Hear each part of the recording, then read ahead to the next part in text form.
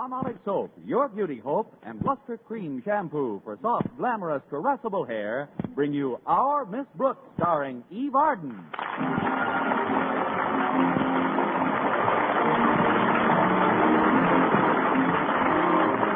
To most people, a warm May day suggests a drive in the country or a leisurely picnic. But to our Miss Brooks, who teaches English at Madison High School, it has a far different significance. Yes, indeed. To me, a warm May day means just one thing. Mr. Conklin, our beloved principal, is putting the heat on. Some people feel that Mr. Conklin makes his teachers miserable because of his thoughtlessness. I don't agree. You can't make so many so miserable so often without giving it plenty of thought. Well, but perhaps I'm being too harsh in my judgment. A principal's life can't be all a bed of roses either. There must be many nights which he spends tossing and turning in his bed until the wee small hours, hoping, planning, thinking, saying to himself, "What can I do to them this week?" Well, during the free period last Friday morning, his nocturnal efforts seemed to have borne fruit.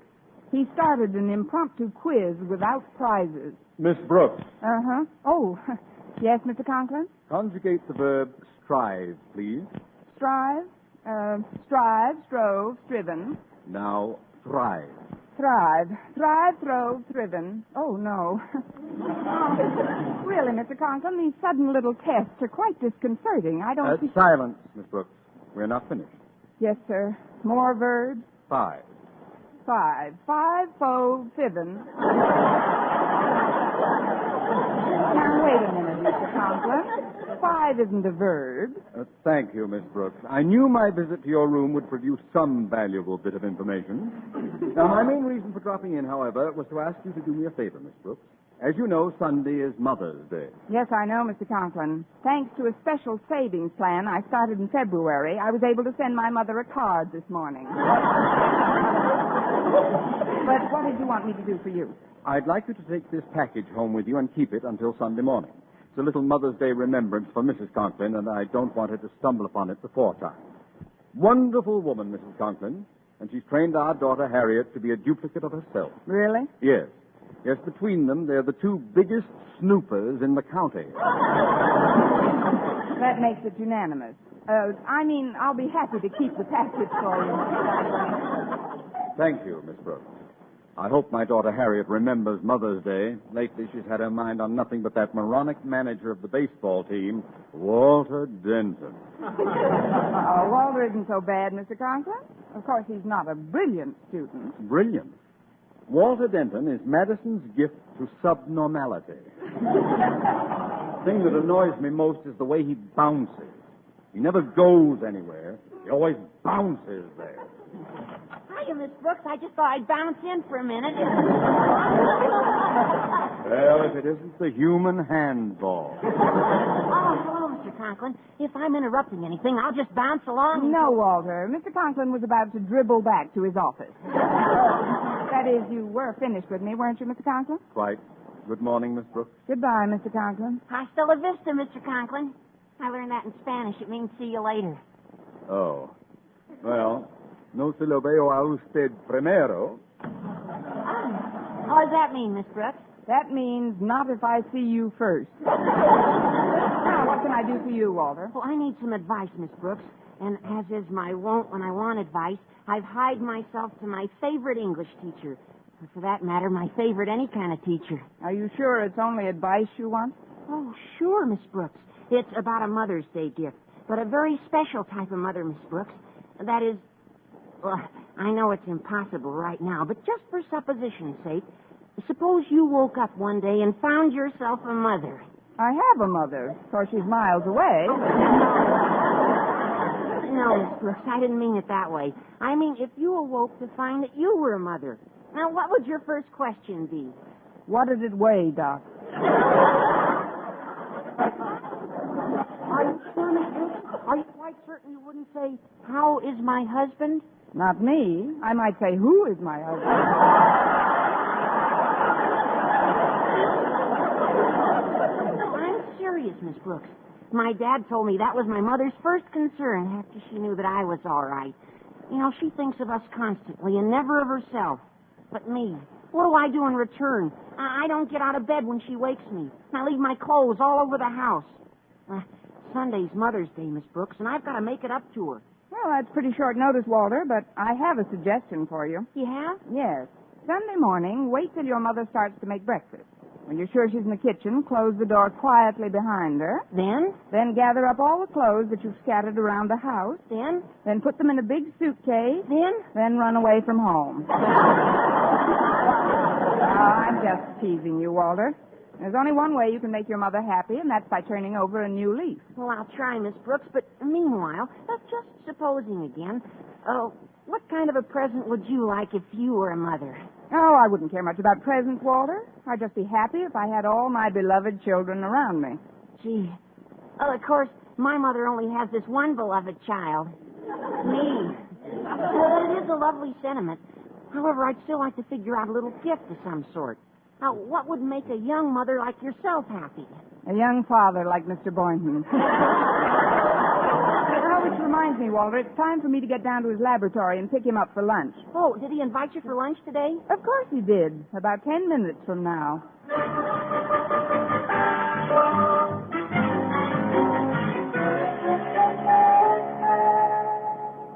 Now tell me, Walter, were you able to find out what kind of a gift she'd like? I couldn't find out a thing, Harriet. But we've got to get her something. What's the good of naming Miss Brooks our mother away from mother if we can't surprise her with something she wants? Gee, I'm sorry, Harriet, but all she'd say was that she'd be happy with all her beloved children around her. She was kidding, of course. I hope. Kidding? She wasn't kidding. She meant us. Oh. Now, let's see. We'll organize a committee to pick out a gift and give it to Miss Brooks. Great, Harriet. Then tonight will officially become Mother Away from Mother's Day night.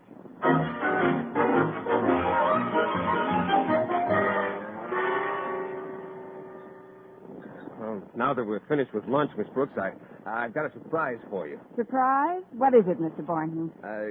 Guess. You're picking up both checks. No. I'm picking up both checks. No. Then I give up. Miss Brooks, I want you to meet my folks. Why, Mr. Boynton, you've only known me for 5 years. This is so sudden. I just found out they were coming to town myself. You see, they usually spend Mother's Day with my married brother, but Mom decided that this year it's my turn. To do what? Oh, your turn to spend Mother's Day together. That's right. You'll love my mother, Miss Brooks. She used to be a school teacher, too, you know. As a matter of fact, she worked herself up until she was a principal. You got to get pretty worked up to be a principal. Oh, I'm sure we'll get along splendidly. And you'll be crazy about my dad. Oh, what a sense of humor he's got.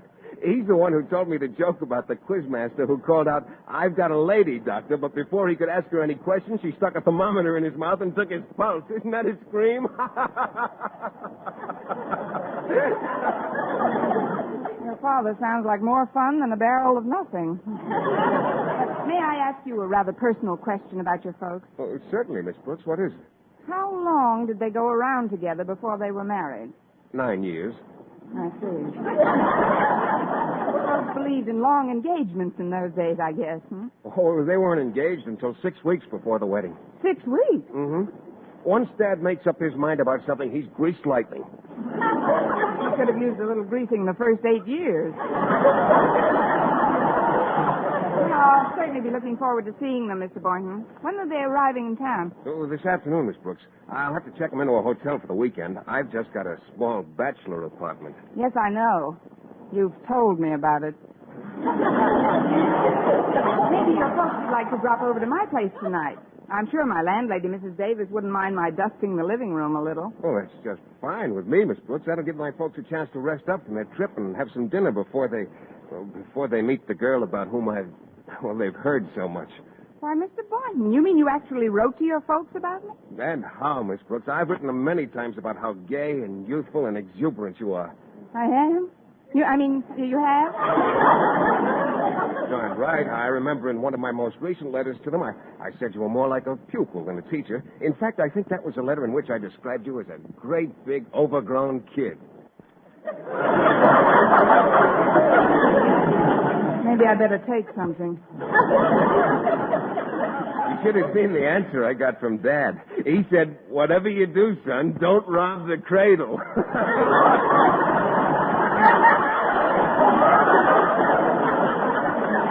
Yeah, leave it to Dad.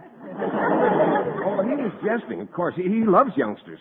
Mr. Boynton, you've given me an idea. Well, what kind of an idea, Miss Brooks? If your father turns me down when I ask him for your hand, maybe he'll adopt me.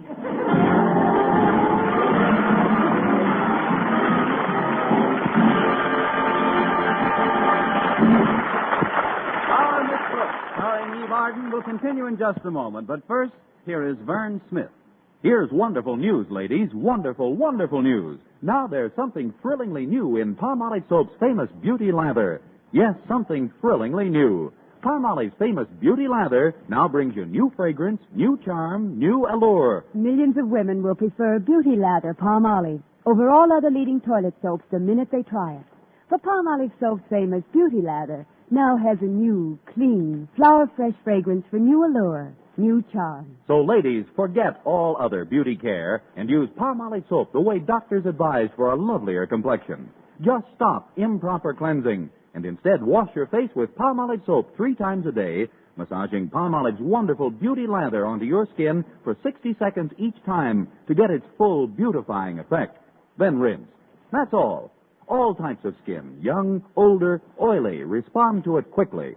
Don't wait another day to try Palmolive's Beauty Lather. You'll be thrilled by its new fragrance, new charm, new allure. Thrilled again by the fresher, brighter complexion doctors prove may soon be yours. For new loveliness all over, use big bath-size Palmolive in tub or shower.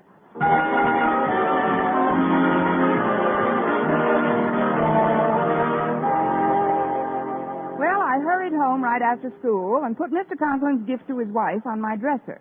Then I started to make myself and the house as presentable as possible before Mr. Boynton's parents came over that evening. First of all, I shampooed my hair and set it in pin curls. Then I put on an old, oversized house dress, which I'd borrowed from Mrs. Davis. This intriguing combination achieved the happy effect of making me look like a pat rat drowning in a Quonset hut. Then I went into the living room to get things in order. When I got there, Mrs. Davis had just finished vacuuming. Oh, Connie, will you pull the plug out for me? My back's been bothering me lately. Oh, certainly, Mrs. Davis. There. Say, this vacuum cleaner's pretty old, isn't it? Yes, indeed.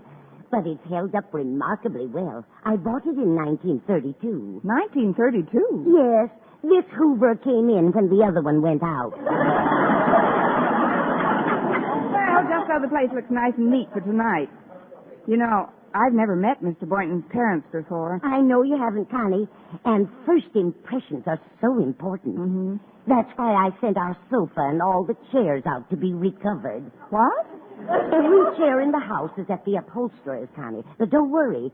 Stretch Snodgrass took them down for me, and he promised to bring them back by 6 o'clock. Stretch Snodgrass? Look, Mrs. Davis, Stretch may be a fine athlete, but when it comes to mentality, he's strictly a third strike. Why, he's liable to forget where he took the chairs. Oh, I don't think so, Connie. You know how absent-minded I am, and even I couldn't forget the name of this upholsterer. Why not? Because he has a very odd name. What is it? What is what? The name. Whose name? The upholsterer. Upholsterer? Yes. Look, Mrs. Davis, the sofa and all our chairs are being recovered today. Well, they can certainly use it. Where did you send them, Connie? Fellow with a very odd name. I never can remember it. I'm sure it'll come back to you later. Now, if you'll excuse me, I've got to get out and back and look for our cat. Minerva? Is she missing again? Mm-hmm. She had a date this morning. A date? Yes, I heard her making it last night. But she should be back by now. She knows how I worry about her. Well, you let me know if she comes in the front way, Connie, and I'll take a look back here. All right, Mrs. Davis. That's funny. Minerva never bothered to ring before. How do you do, my dear? How do you do? I'm Philip's mother. Philip? Yes, Philip Boynton. I'm Mrs. Boynton. But that's impossible. You won't be here till tonight. Oh, well, I mean, come in, Mrs. Boynton. You don't have to tell me who you are, my dear. Philip has written so much about you. He has? Yes, he says Miss Brooks wouldn't know what to do without you, Mrs. Davis.